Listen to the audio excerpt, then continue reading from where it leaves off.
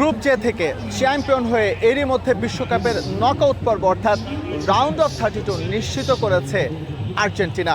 তাই জর্ডানের বিপক্ষে গ্রুপ পর্বের শেষ ম্যাচটা তাদের কাছে কেবলই আনুষ্ঠানিকতার, আর তাই জোরে সোরে উচ্চারিত হচ্ছে এই ম্যাচে অন্তত 5 থেকে 6টি পরিবর্তন নিয়ে মাঠে নামতে পারে আর্জেন্টিনা। সেই ক্ষেত্রে লিওনেল মেসির অবস্থান কি হবে? মেসি ভক্তদের জন্য সুখবর, জর্ডানের বিপক্ষে একেবারে শুরু থেকে আরও একটা মেসি ম্যাজিকের প্রত্যাশা চাইলে আপনারা করতে পারেন। ডিফেন্স লাইন অন্তত 2টি পরিবর্তন আসছে। গেল ম্যাচে ক্রিস্টিয়ান রোমেরো একটি চোট পেয়েছেন, তার জায়গায় জর্ডানের বিপক্ষে শুরুর একাদশে জায়গা পেয়ে যেতে পারেন মার্কো সেনেসি। লেফট ব্যাক পজিশনে ভ্যালেন্তিন বার্কো সুযোগ পেয়ে যাচ্ছেন প্রথম ম্যাচ খেলার বিশ্বকাপের। ফাকুন্দো মেদিনা লাস্ট ম্যাচটা আর্জেন্টিনার হয়ে দুর্দান্ত পারফর্ম করলেও তিনি কিন্তু একটি হলুদ কার্ড কনসিড করেছেন।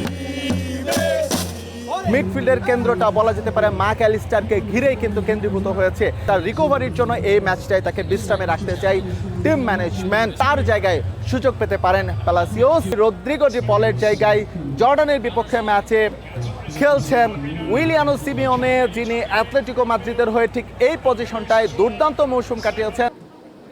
একই সঙ্গে ফরওয়ার্ড লাইনেও একটি পরিবর্তন আসতে যাচ্ছে। হোসে ম্যানুয়েল লোপেজ, তার উপর আস্থা রাখতে চলেছে আর্জেন্টাইন টিম ম্যানেজমেন্ট। লিওনেল মেসির সঙ্গে তাকে পরীক্ষায় করে নিতে চায়, আসলে বাজিয়ে দেখতে চায়, যেহেতু এই ম্যাচটা আর্জেন্টিনার জন্য খুব বেশি একটা গুরুত্বপূর্ণ না। এরই মধ্যে আর্জেন্টিনা রাউন্ড অফ 32 নিশ্চিত করে ফেলেছে গ্রুপ চ্যাম্পিয়ন হয়ে, সুতরাং তাদের অন্য কোনো সমীকরণ নেই। তাই দলের কিছু গুরুত্বপূর্ণ ফুটবলারদের বিশ্রামে রেখে তাদেরকে পুরোপুরি ফিট করার জন্যই আর্জেন্টিনা কিন্তু জর্ডানের বিপক্ষে মাঠে নামতে চায়, যেখানে তাদের লক্ষ্য জয় তুলে নেওয়া। টিম ম্যানেজমেন্টের চিন্তা একটাই, গ্রুপ পর্বে যেভাবে আর্জেন্টিনা শুরু করেছে সেটার ধারাবাহিকতা যাতে নকআউট পর্বেও থাকে।